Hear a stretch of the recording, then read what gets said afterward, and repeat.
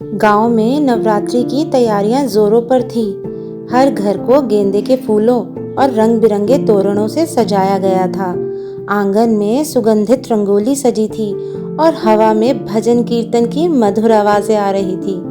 गांव के लोग भक्ति और उल्लास में डूबे थे।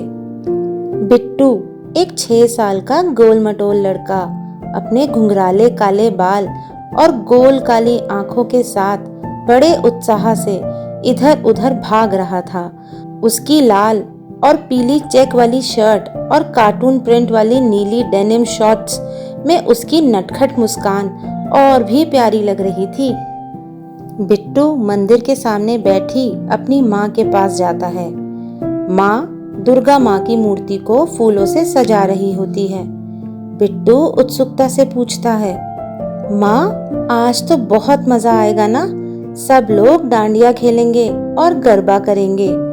माँ मुस्कुराते हुए बोलती है, हाँ बेटा, लेकिन नवरात्रि का असली अर्थ सिर्फ खेल कूद नहीं है। ये माँ दुर्गा के 9 रूपों की पूजा का पर्व है।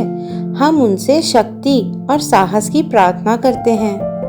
बिट्टू और उत्साह से माँ से पूछता है, माँ, दुर्गा माँ की पूजा करने से क्या होता है?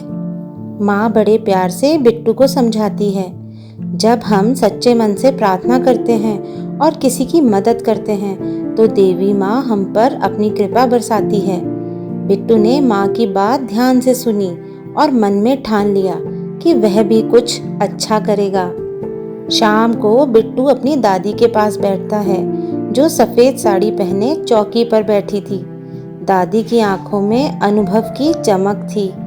बिट्टू अपनी दादी से पूछता है, दादी, नवरात्रि की पूजा करने का सबसे अच्छा तरीका क्या है? दादी मुस्कुराकर बोलती है, बिट्टू, नवरात्रि सिर्फ पूजा और भोग लगाने का पर्व नहीं है। यह अच्छाई की बुराई पर जीत का प्रतीक है। सच्ची भक्ति वो होती है जब हम किसी की मदद करें और सच्चे मन से देवी माँ को याद करें। बिट्टू ने दादी की बातें ध्यान से सुनी और उनके शब्दों को अपने दिल में बसा लिया। अगली सुबह बिट्टू अपने दोस्त रवि से मिलता है, जो गांव की पगडंडी पर अकेला बैठा था। रवि 7 साल का दुबला पतला लड़का है। हल्की नीली शर्ट और घुटनों तक की भूरी पैंट पहने हुए है। उसके चेहरे पर उदासी छाई है। बिट्टू चिंतित होकर पूछता है, रवि, तू इतना उदास क्यों है? सब लोग तो नवरात्रि की तैयारी कर रहे हैं। रवि धीमी स्वर में बोलता है, मेरी माँ बहुत बीमार है बिट्टू। घर में इलाज के पैसे भी नहीं हैं। मुझे समझ नहीं आ रहा है कि क्या करूं।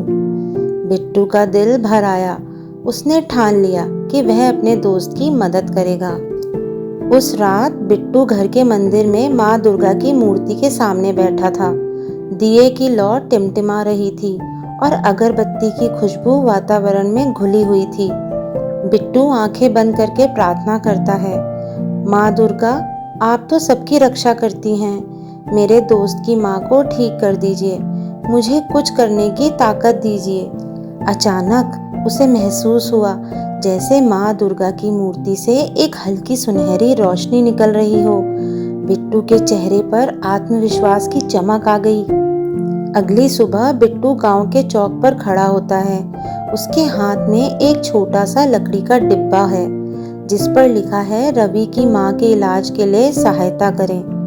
बिट्टू गांव वालों से भावुक स्वर में बोलता है, भाइयों और बहनों, माँ दुर्गा हमेशा अपने भक्तों की मदद करती है, लेकिन देवी माँ कहती है कि जब हम किसी की मदद करते हैं तभी हमारी पूजा सच्ची मानी जाती है। मेरी माँ ने कहा कि सेवा ही सबसे बड़ी भक्ति है। चलिए हम सब मिलकर रवि की माँ की मदद करें।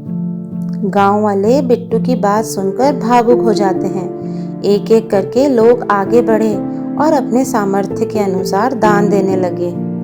कुछ दिनों बाद रवि की माँ स्वस्थ हो गई। रवि खुशी से अपनी माँ के पास बैठा था और बिट्टू उनके पास खड़ा मुस्कुरा रहा था।